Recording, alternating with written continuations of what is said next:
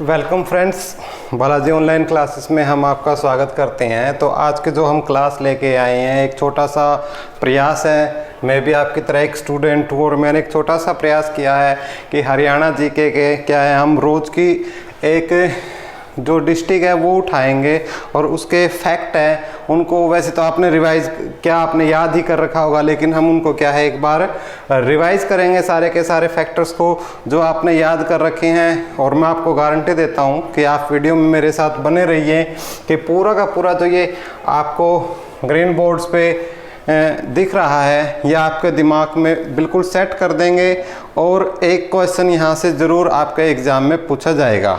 तो इन बातों को लेकर हम अपनी क्लास को स्टार्ट करते हैं। दूसरी बात है कि अपना कोई कॉमर्शियल कोचिंग सेंटर नहीं है, जस्ट अपने नॉलेज के लिए ही मैंने ये थोड़ी सी मेहनत की है, इधर उधर से देख के। ना ही मैं कोई इसका हरियाणा जीके का एक्सपर्ट हूँ, लेकिन आपके साथ मिलकर हम एक साझा प्रयास कर रहे हैं। और स्टार्ट करते हैं हम हरियाणा जीके में करनाल ज़िले से हम स्टार्ट करेंगे। जैसे कि करनाल का आपका पता ही है कि जो करनाल है एक हृदय कहा जाता है। वैसे तो जींद है, लेकिन बहुत सारी ये बोल सकते हो कि प्राइवेटाइजेशन की वजह से जींद से काफ़ी आगे करनाल पहुंच चुका है। और हमारे जो सीएम साहब हैं वो भी करनाल से बिलोंग करते हैं, तो काफ़ी कुछ देखने को मिला है। तो उसी हम पॉइंट टू पॉइंट देखेंगे कि क्या कुछ हमारे लिए इम्पोर्टेंट हो सकता है। और बिल्कुल एक एक पॉइंट मैं आपके दिमाग में कोशिश करूँगा कि आपके दिमाग में अच्छी तरीके से छप जाए। तो सबसे पहले हम स्टार्ट करते हैं करनाल की स्थापना की। इसकी जो स्थापना थी वो 1 नवंबर 1966 को हुई, यानी जब हरियाणा बना उसी समय, जब हरियाणा पंजाब से अलग होकर एक अलग राज्य बना, स्वतंत्र राज्य बना, उसी समय स्थापना करनाल की मानी जाती है। और उसमें कितने राज्यों की स्थापना मानी जाती है? 7 राज्यों की स्थापना मानी जाती है। तो उसको हम लेटर ऑन डिस्कस करते रहेंगे। उन 7 में से एक करनाल आपका महत्वपूर्ण है, जो कि 1 नवंबर 1966 को करनाल की स्थापना हुई।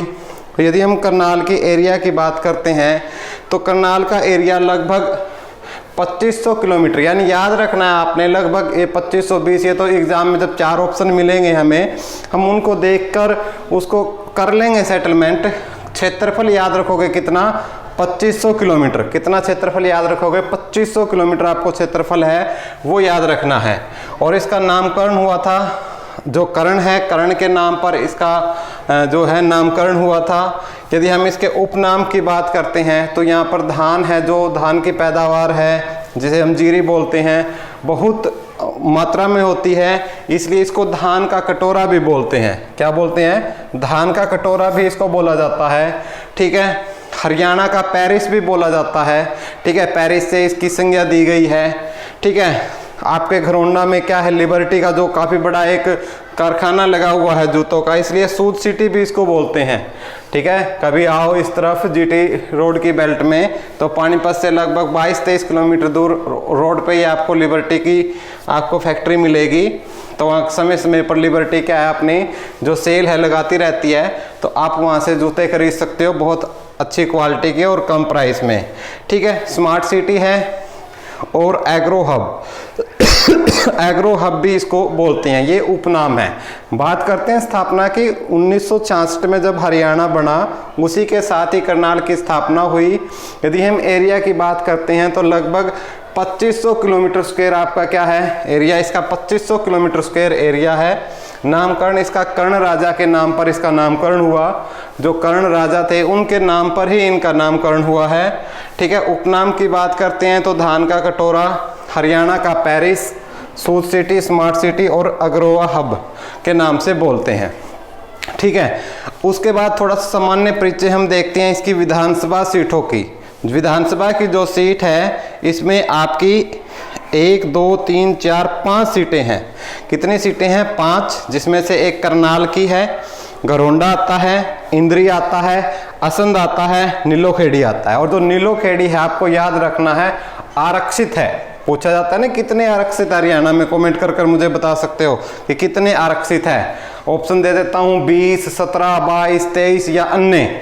ठीक है, आपको बताना है कमेंट करके कि हरियाणा में आरक्षित विधानसभा सीटों की, आरक्षित सीटों की संख्या कितनी है। काफी बार एग्जाम में पूछा गया है ये। तो आरक्षित, तो इसमें करनाल में आपका कौन सा है, नीलोखेड़ी आपका क्या है, आरक्षित है। ठीक है, यदि करनाल से बात करते हैं तो करनाल से जो हमारे मनोहर लाल खट्टर जी हैं, जो हमारे मुख्यमंत्री हैं। ठीक है, उसके बाद गरोंडा से हरविंदर कल्याण जी हैं। गरोंडा से कौन है, हरविंदर कल्याण जी हैं। और इंद्री से रामकुमार कश्यप, इंद्री से कौन है, रामकुमार कश्यप जी हैं। असम से है शमशेर सिंह गोगी, असम से कौन है, असम से शमशेर सिंह गोगी।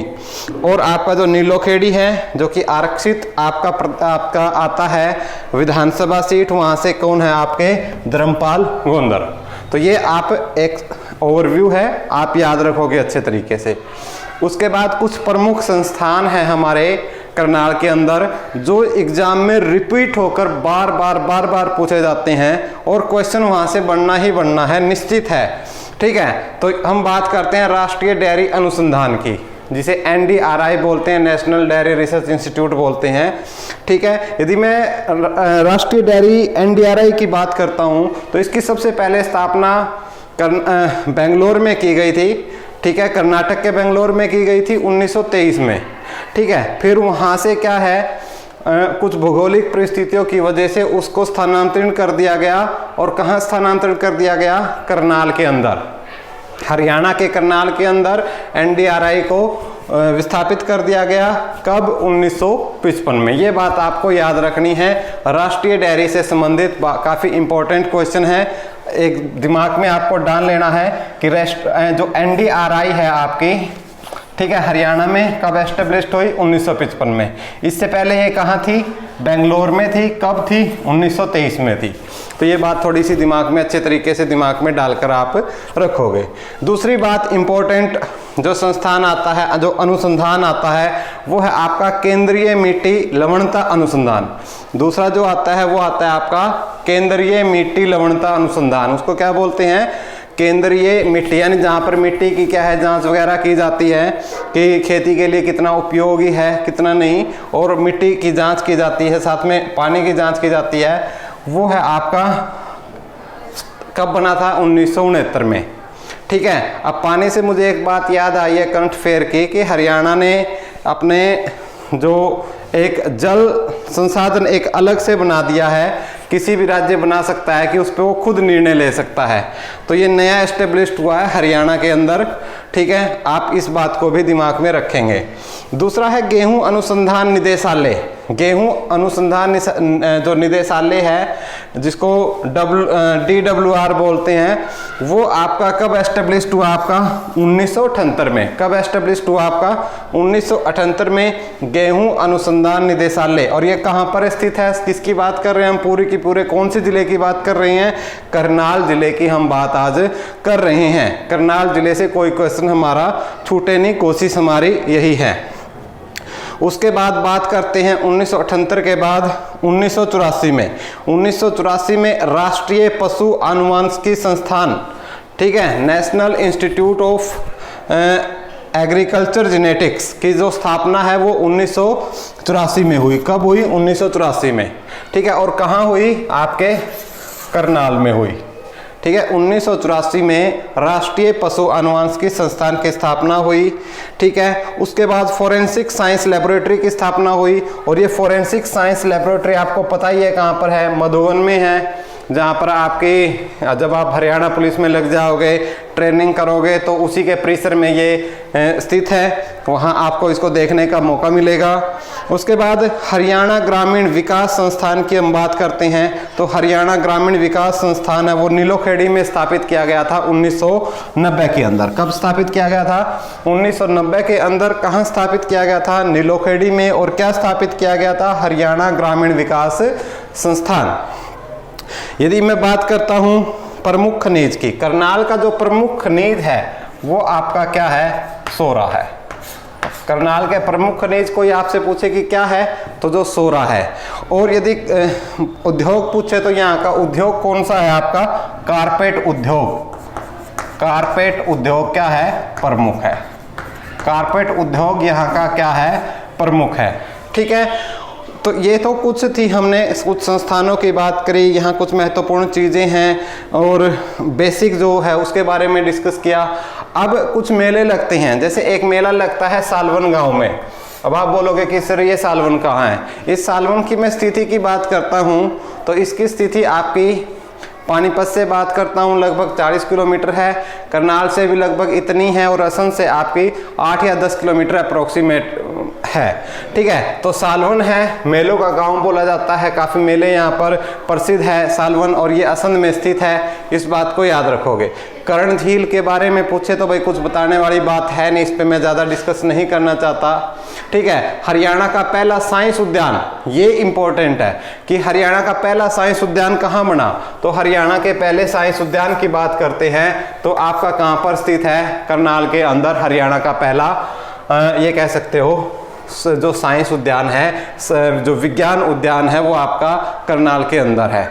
उसके बाद एक सैनिक स्कूल भी है करनाल के अंदर जो कि 1961 में बना था, और भाई ये कुंजपुरा के अंदर स्थित है। और जो ये जो बोल सकते हो आप हरियाणा का, तो ये प्रथम है, फर्स्ट है HR के लिए तो ठीक है, लेकिन इंडिया लेवल पर ये क्या है, सेकंड है, इंडिया पर सेकंड है। और इंडिया पे आपसे पूछे कि इंडिया में पहला सैनिक स्कूल कहाँ खुला था, तो सतारा महाराष्ट्र के अंदर पहला सैनिक स्कूल था, वो आपका ओपन हुआ था सतारा महाराष्ट्र में।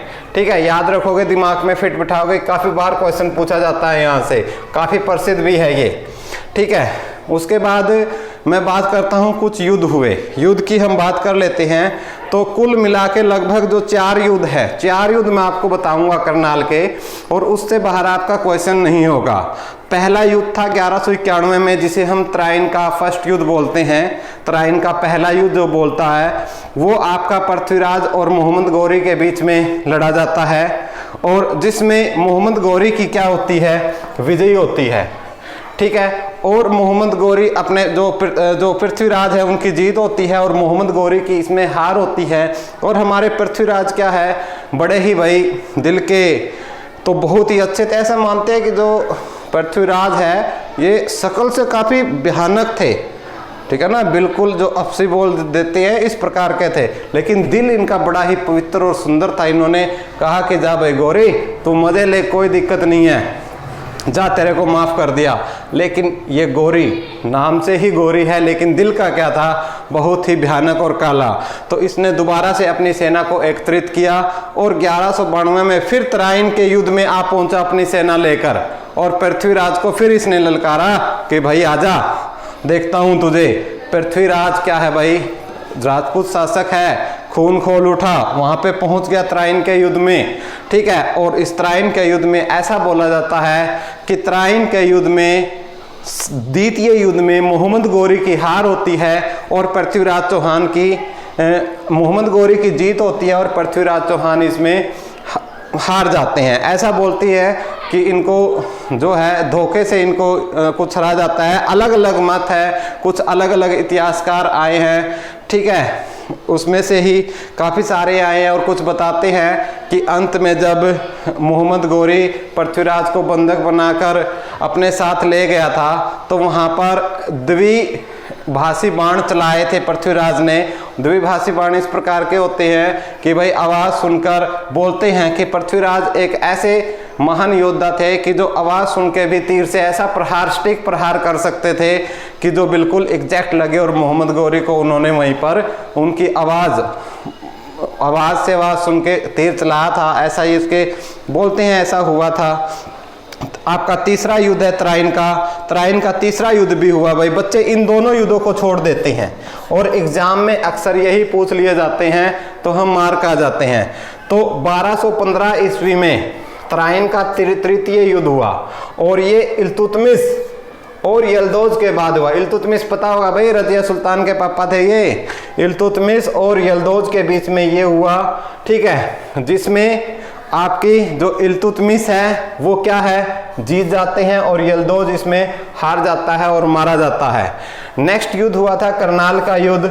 ये डेट काफ़ी इंपॉर्टेंट है भाई, हरियाणा जो स्टाफ सिलेक्शन कमीशन है, ये डेट अक्सर पूछ ली जाती है कि करनाल का युद्ध कब हुआ। यह आएगा करनाल के युद्ध के नाम से। तो 24 फरवरी 1739 को, 24 फैब 1739 को ये युद्ध हुआ, जिसको करनाल का युद्ध बोलते हैं। और ये युद्ध मोहम्मद शाह और नादिर शाह के बीच में हुआ। आपको पता ही है नादिर शाह कहाँ का शासक था, आप कमेंट में लिख सकते हैं। और ये अपने साथ एक बहुत कीमती चीज़ भी ले गया था, मयूर सिंहासन जिसे बोलते हैं।